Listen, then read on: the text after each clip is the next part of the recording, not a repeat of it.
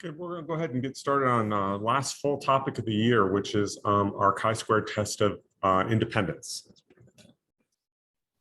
So let's take a look and see what we got here. So what we did last time was we did what's called chi-square test of homogeneity. What we had is we had multiple samples, and we were trying to prove that the multiple samples were the same. Basically, that there was no point in breaking it out into the Haribo gummy bears and the Black Forest gummy bears. That we proved that basically there was really no difference in color distribution. So we didn't need to do two samples.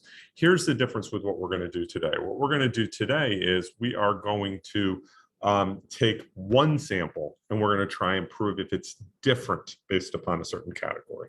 So going back to earlier this year, we did this thing with taco tongue and evil eyebrow, and we were trying to talk about things being independent. And just as a review, what does it mean for two events to be independent? What it means is when we have that the occurrence of one event does not affect the probability of another event.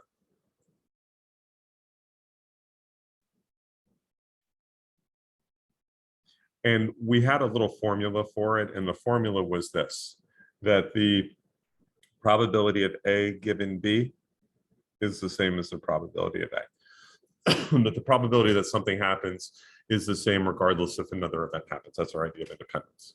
So what we have here is we have a situation where we have some data on people doing the taco tongue, folding the tongue and doing the evil eyebrow, kind of like The Rock, you lift your eyebrow up. And what we're going to try and do is we're going to try and see, we gathered 600 students, a random sample of 600 seniors. So if you look at this, a random sample, that's one sample. What we're going to try and prove is we are going to try and prove if evil eyebrow and taco tongue are actually independent of one another. So the way we would do that, and I'm going to kind of walk us through, we start with P. And what we're trying to figure out is the true proportion of seniors who can do evil eyebrow and or taco tongue. So that's our P. Our H is our null hypothesis. Okay, so now we have a null, we have an alternative. What we did before was our null hypothesis was there is no difference. That was what we did for homogeneity. We said there is no difference, and the alternative was there is a difference. So it was like a negative statement then a positive statement. It's going to be the same process for this chi-square test of independence, and it's also called the chi-square test of association. That's another way that it'll be referred to. We are going to use that same kind of negative sentence. There is no association between the taco tongue and the evil eyebrow. Basically, that they're independent of one another. Another way they say that is doing the taco tongue is independent of doing the evil eyebrow. That's another way of saying it. Our alternative is there is an association. There is an association between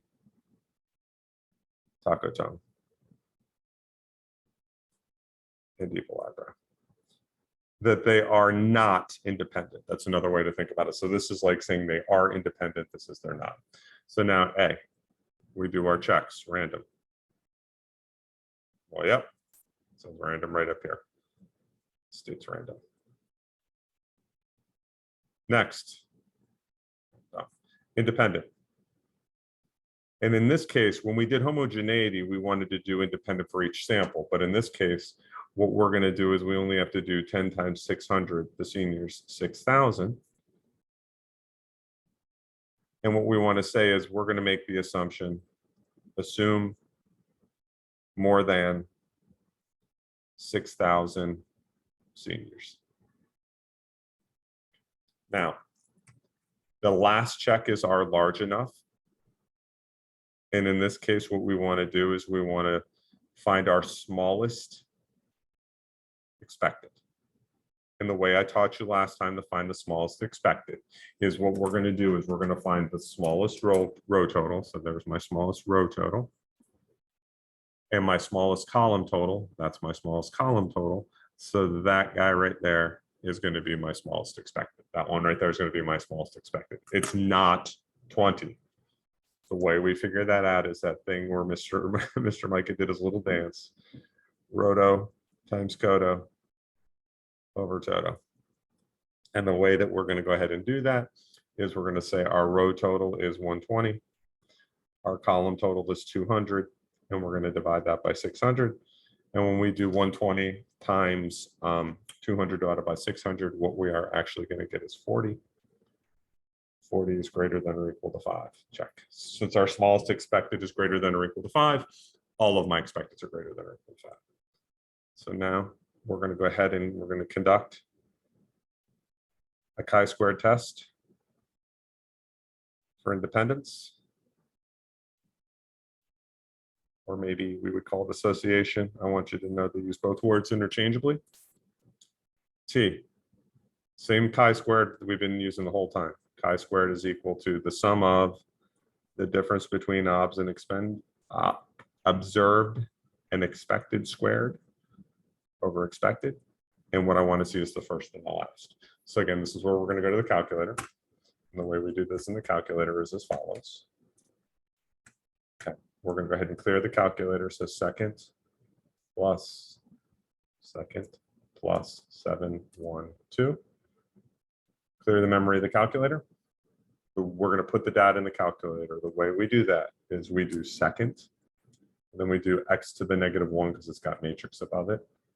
And we are going to edit matrix A. This is our observation A. It's a 2 by 2, 2 rows, tacotones, 2 columns. So we're going to do 2 by 2. And we're going to put in our numbers 180, 300, 20, 100. Okay, so now that I put my data in the calculator, I can go run the test. I'll do stat, tests. I'm going to do letter C for chi-square test. And I just enter on through. Okay, because what's really nice when I do this is that it gives me my chi-squared statistics. So it actually is going to tell me what this number equals. So this number is going to equal 18.75. It's going to tell me what my degrees of freedom are. My degrees of freedom in this case are 1. And it's going to actually give me the p-value. And the p-value here is, it says 1.49 e to the -5. That is 0.0000015. So very, very small p-value. That's my p-value. So now the really nice thing is when we do this, when we run this in the calculator, if we go back to that matrix thing again, second x to the -1 for matrix, we've got our matrix B, that's our expected. We hit enter twice, and it's going to tell me all of my expected totals, 160, 320, 40, and 80. And if you kind of look, it confirms our 40. Now, I will tell you, when you take the test, they're not going to give you a separate expected matrix. What I would tell you to do is this. In a set of parentheses, just go ahead and write down all of the numbers that you come up with, 320 and 80. So those are all my expecteds. They're not going to give you an expected matrix. They're going to give you this observed with some space to put the stuff in.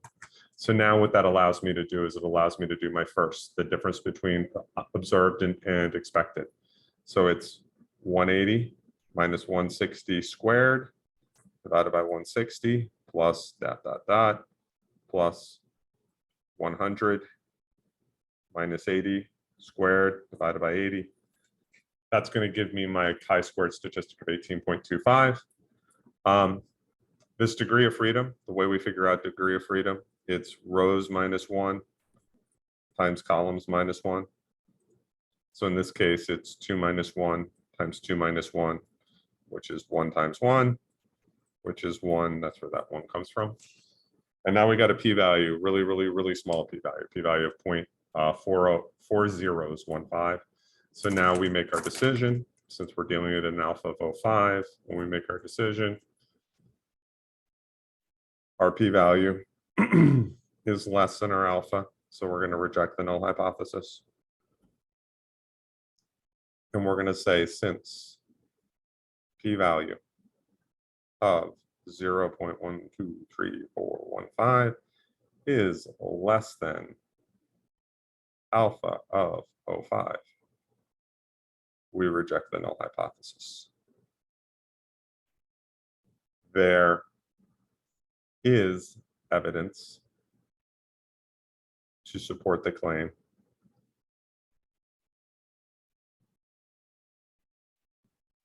of the alternative, that there is an association between evil eyebrow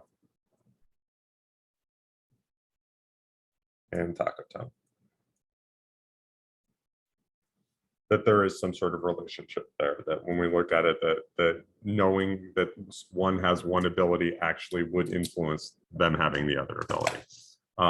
So again, this is our ChiSquare test. We rejected the null hypothesis, so we have a potential type 1 error here, if you remember that, just as a review. But the difference between what we did here and what we did with the gummy bears was the gummy bears, we had multiple samples that we were trying to prove are the same. Here, we had one sample of 600 seniors that we were trying to prove if there was a difference. And in this case, there is not. In this case, there is some sort of difference. There is an association of some sort. They are dependent on one another. They're not independent. So that's the last kind of full lesson that we're going to have on the year. This is our last one on chi-squared. I just recommend, like, what we're going to do on the back side of this, when you practice, we'll practice this in class, is being able to identify what's what, like looking at them and trying to figure out what's what. We'll talk about them in class. I'll have the answer key up online that you can look at. When I see you again on Monday, what we are going to do is we're going to do the last kind of new thing of the year, which should really honestly only take me about 20 to 25 minutes. And then we're going to start reviewing for our final. Our final is next Wednesday. It's in class. It's 40 multiple choice questions. You're going to have the formula sheet. You're going to have the tables. You're going to have the class to get it done. And then we'll have a second opportunity to take that final on the 26th of April after school. So please let me know if you have any questions. And that takes care of basically all the big stuff for the year.